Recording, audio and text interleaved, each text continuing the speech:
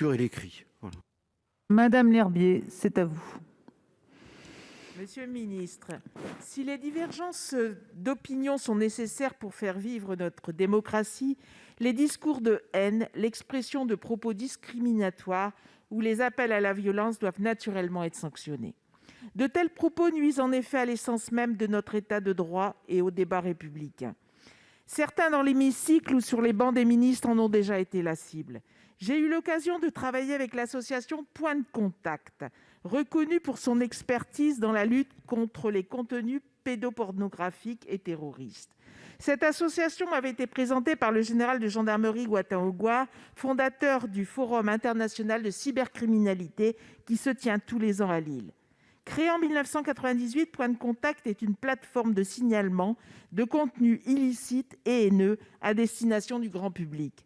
Après avoir trié et qualifié juridiquement les contenus signalés, cette association permet de transmettre à la plateforme Pharos du ministère de l'Intérieur les alertes repérées pour que les autorités puissent ouvrir enquête et engager d'éventuelles poursuites judiciaires. Les membres de telles structures sont durement exposés physiquement et psychologiquement à la haine et à la violence qui se déchaînent sans filtre sur Internet, et même quelquefois des images insoutenables. Ces organismes mettent notamment à la disposition des psychologues pour suivre leurs employés.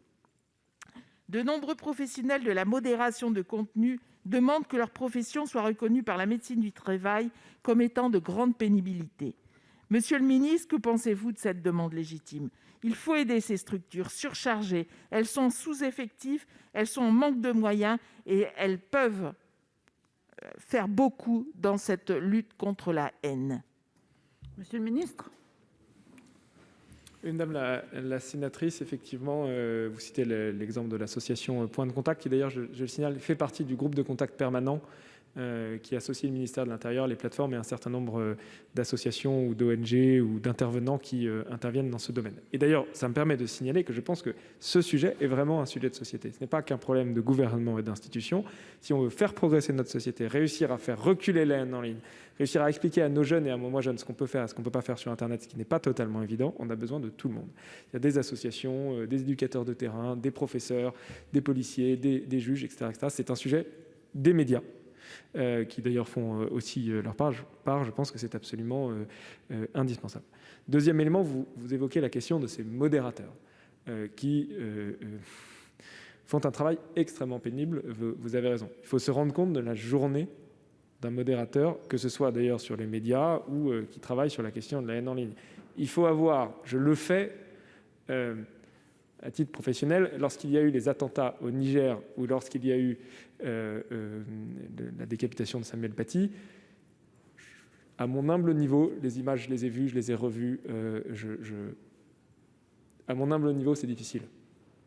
Vous êtes obligé parce que vous devez aller vite, appeler le patron de Twitter, appeler le patron de Facebook pour faire retirer les images. Mais du coup, vous les voyez.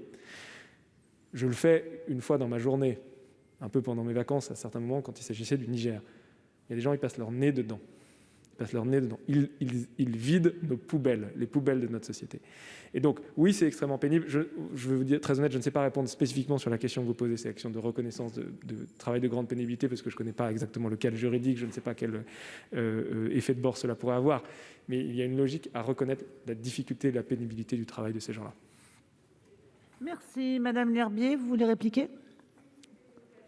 C'était une occasion, monsieur le ministre, de vous mettre en avant ces genres d'associations qui sont extrêmement importantes.